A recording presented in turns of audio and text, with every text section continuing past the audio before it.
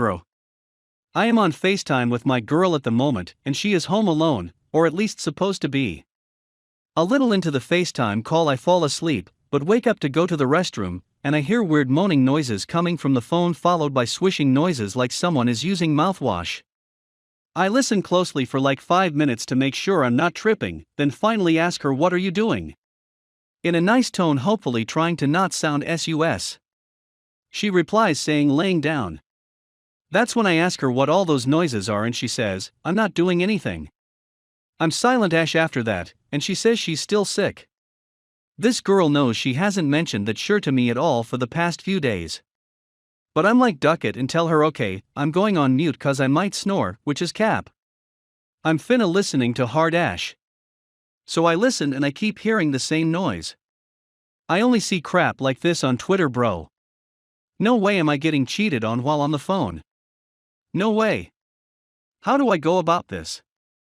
Edit, she lives about 17 minutes away, Viaduct Toll Road. I'm about to pull up and keep y'all posted. Edit, so I pulled up on her while on the phone, muted the whole time, and the first thing I looked for were any cars that I normally don't see. To my surprise, I don't see any. At this point I'm questioning myself like, am I trippin'? Maybe she for real sick. And think about getting in the car to turn home, but I get that gut feeling. You'll know that feeling I'm talking about. That look into this crap some more but feelin'. So I knock on the door and she doesn't answer, but I hear her on the phone move around on the cover. I knock again and this time her phone goes on mute and she puts me on pause. At this point I'm like, LOL, some is definitely up. She finally answers the door and the look on her face is priceless.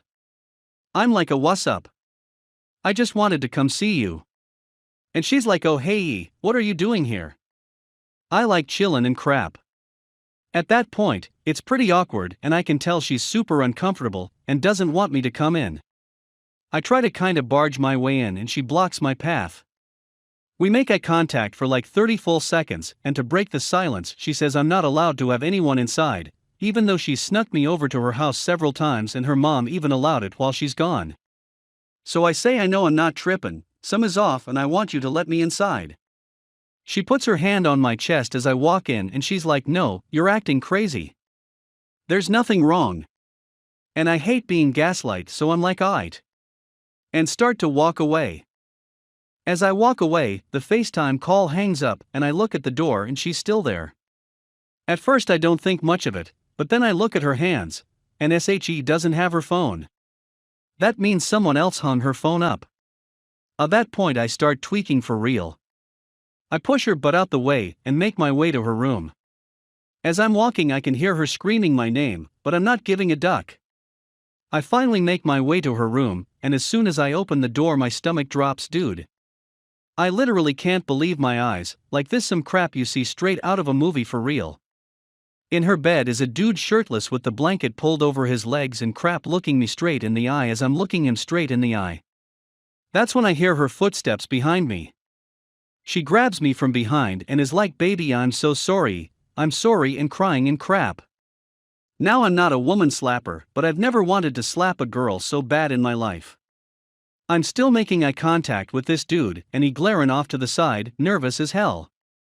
After about 30 seconds of this, something in my mind just snaps, and all of the sudden I don't feel shocked anymore. I look at her. She was crying and crap on the ground and crap. I look at him. He was sweating his butt off looking at me. And I grab all the crap I ever bought her that I could see in the room and go with the most straight face I've ever made in my life. She chased me on my way out the house talking about how she loves me and crap, but I'm not feeling nothing. I keep my straight face and walk to my car and take off, dude. The whole ride home. Blowing my phone up. The whole walk inside. Blowing my phone up. She'd still be calling now if I didn't block her. I have no idea how I'm going to handle this, but this crap ducked up how it happened, fam. It's ducking her, but this crap for sure hurts. Edit, I have decided to never talk to her again. I got the closure I needed and won't give her the luxury of getting hers. Furthermore, the guy came to me and was like he had no idea she had a boyfriend and that he thought she was making snaps when she was talking to me. Somehow the whole school knows about what she did, and a lot of people have shunned her for it. I'm not saying it's a good thing, but karma is a girl. We have reached the end of the story. Let's listen to some of the comments by our Reddit listeners. Comment 1. What do you do?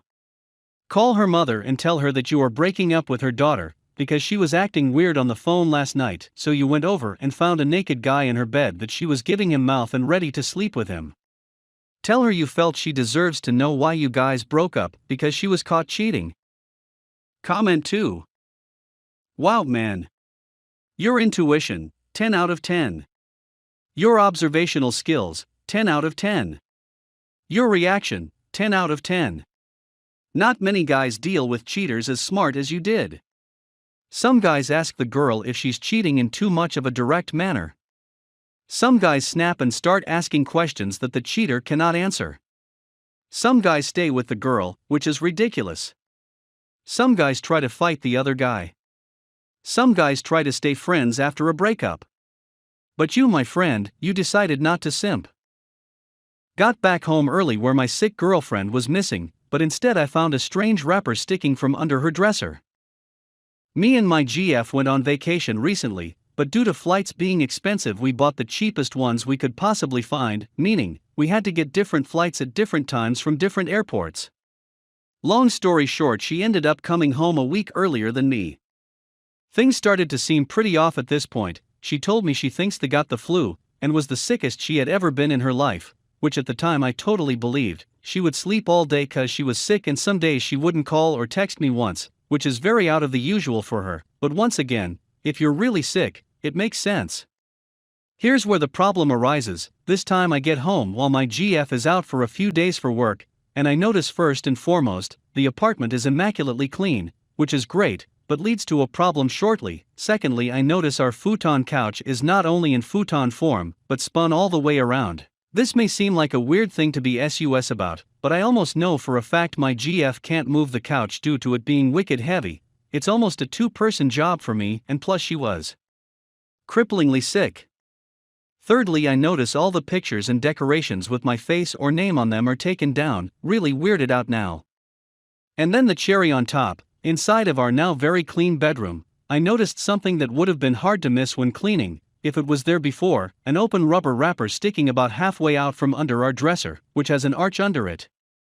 I have 2 huge boxes of rubbers here that we use, and it's the same kind, so some may say it was just from us, but the problem is, not only would that have been hard to miss while cleaning, but we haven't had sex in a pretty significant amount of time.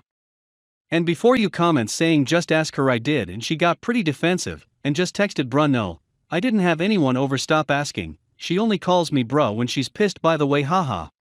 So, what do you think? We have reached the end of the story.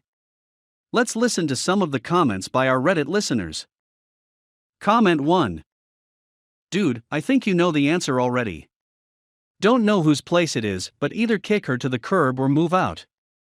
OP reply.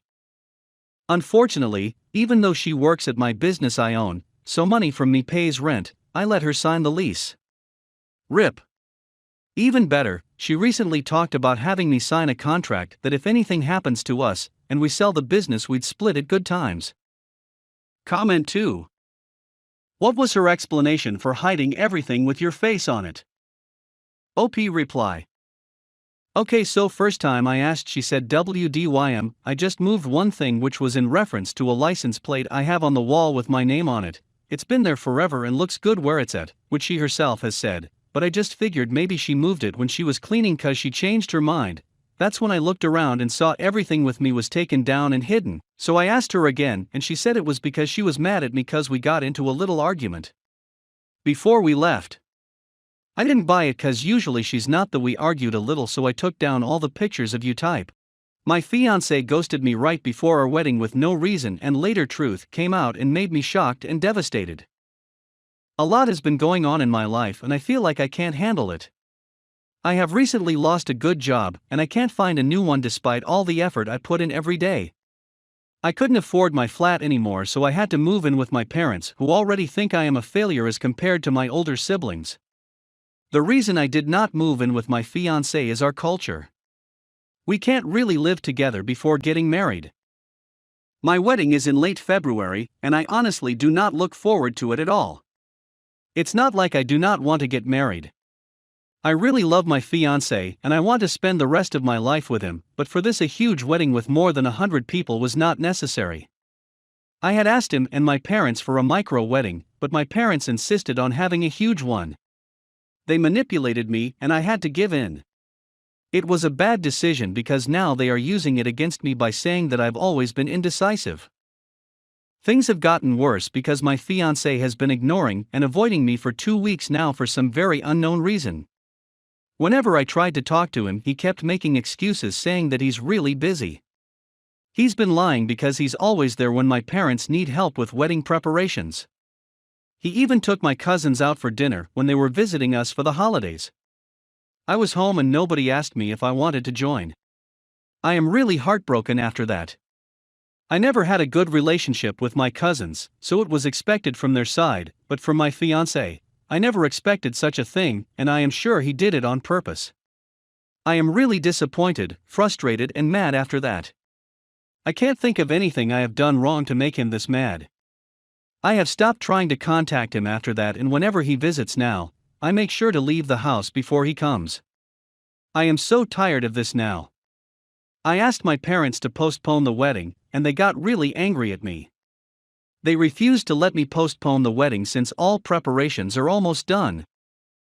I feel misused and completely alone. Even my friends are not interested in anything I have to say. They think I am being dramatic and I need to enjoy the wedding I am getting without having to spend my own money. I act like this all isn't upsetting me anymore, but I know it is. I am hurt and confused.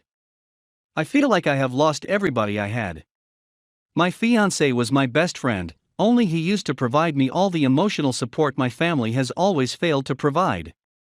I do not know who I should talk to. Maybe I need a therapist, but I can't afford one right now. What should I do to make this bearable for myself? I have to go through a wedding with someone who doesn't even talk to me next month, and no matter what I do I can't avoid it. I know asking a bunch of strangers over the internet won't really help much, but I am not left with many options now. And I will still appreciate any advice. Update. I never knew internet strangers could give me courage. I decided to text my fiancé a few hours ago and told him exactly how I am feeling because of this whole situation. Gladly he called me immediately, which I wasn't expecting. He apologized and explained his actions. Even though I am much relieved now, I am very disappointed. My parents had asked him themselves to stop seeing me until we are married. And I clearly understand now why they did this. This is not an arranged marriage like it normally happens in our society, and my parents were very unhappy with this, but we convinced them. They told us that we all will have to make this look like an arranged marriage, and I thought it was a reasonable demand from them. When I was living on my own I could meet my fiancé anytime I wanted, but since I moved in with my parents, they did not want us to meet without them being present. They had told me this a couple of times, and I brushed them off, so they had to talk to my fiancé without letting me know. He agreed only because he did not want my parents to kick me out since I do not have any other place to stay until I can afford one, and I obviously can't move in with him yet. He also explained why he took my cousins out. My dad had asked him to spend some time with them since they won't be able to make it to the wedding next month. He knew I don't get along with my cousins, and my parents also did want him to take me along. And he also acknowledged that it was still very rude of him. He told me that he visits my parents to see me because they allowed him to meet me in their presence, and he knew I am very mad at him because I always leave the house whenever he visits. I feel so stupid to assume things. I know it's definitely my fault that I took days to completely open up about this to him. We have agreed to meet this evening. I think this has really put a dent in our relationship. No matter what, he should not have hid this from me. I need to talk to him in person before deciding if I still want to postpone this wedding. And after what my parents have done, I think they have really crossed the boundary this time. I do not think I should care about their reputation after this. I can postpone or even cancel the wedding if I feel like I should.